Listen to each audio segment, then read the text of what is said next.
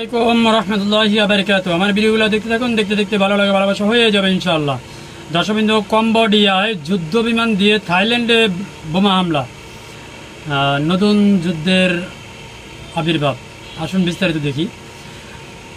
বিরোধপূর্ণ অঞ্চলে উভয় দেশের বাহিনীর মধ্যে পাল্টাপাল্টি গোলা বর্ষণের পর কম্বোডিয়ায় যুদ্ধবিমান দিয়ে বোমা হামলা চালিয়েছে থাইল্যান্ড। সামাজিক যোগাযোগ মাধ্যমে এক্স থাই সেনাবাহিনী লিখেছেন, কম্বোডিয়ান ব্যাটালিয়নে বোমা হামলা চালানোর পর সকল থাই F-16 যুদ্ধবিমান নিরাপদে অক্ষত অবস্থায় দেশে ফিরেছে। বৃহস্পতিবার 24 জুলাই BBC লাইভ প্রতিবেদনে এই তথ্য জানানো হয়েছে।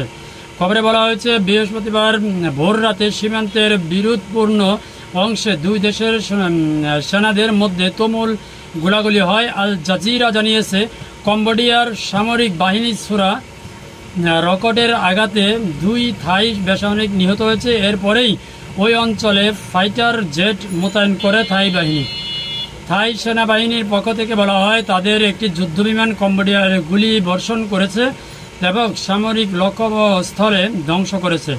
দেশটির বাহিনীর দাবি করেছে, কম্বোডিয়া স্পেশাল মিলিটারি রিজিয়ন কম্বান্ডস 8 ও 9 ধ্বংস করে দেওয়া হয়েছে। কম্বোডিয়া জাতীয় নিরাপত্তা মন্ত্রণালয় এক বিবৃতিতে অভিযোগ করেছেন যে থাইল্যান্ড কম্বোডিয়ায় ভূখণ্ড জোরপূর্বক দখলের প্রচেষ্টা অতিরিক্ত সংখ্যক সেনা মোতায়েন করেছে, সেই সঙ্গে ভারী অস্ত্র ব্যবহার করেছে এবং বিমান হামলা চালাচ্ছে।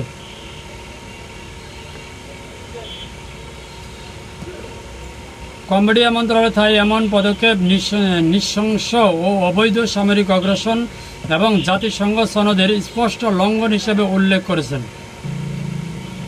দেশটি আরও অভিযোগ করেছেন, থাই যুদ্ধবিমান থেকে আমাদের নিয়ন্ত্রণ ভূখণ্ডে 2টি বোমা হামলা চালানো হয়েছে। কম্বোডিয়ার প্রধানমন্ত্রী হুন মানেত থাই এই হামলাকে সশস্ত্র আক্রমণ হিসেবে উল্লেখ করেছেন। সামাজিক যোগাযোগ মাধ্যমে তিনি বলেছেন, কম্বোডিয়া শান্তিপূর্ণভাবে সমস্যা সমাধানের পক্ষে, কিন্তু এই সশস্ত্র আক্রমণের বিরুদ্ধে বল প্রয়োগের মাধ্যমে প্রতিক্রিয়া জানানো ছাড়া আমাদের আর কোনো বিকল্প নেই। এদিকে কম্বোডিয়ার সঙ্গে সীমান্তবর্তী থাইল্যান্ডের সুইন প্রদেশের স্থানীয় একজন কর্মকর্তা বলেছেন, সীমান্ত লগ্ন 86 গ্রাম থেকে অন্তত 40,000 থাই বাসিন্দাকে নিরাপদ স্থানে সরিয়ে নেওয়া হয়েছে। এ হচ্ছে আরেকটি যুদ্ধের আবির্ভাব। তো কোনো যুদ্ধে আসলে কোনো দেশের ভালো কিছু নিয়ে আসতে পারে না। আমরা চাই অতি দ্রুত নিজেরাই আলোচনার মাধ্যমে এই যুদ্ধটা থেমে যাক।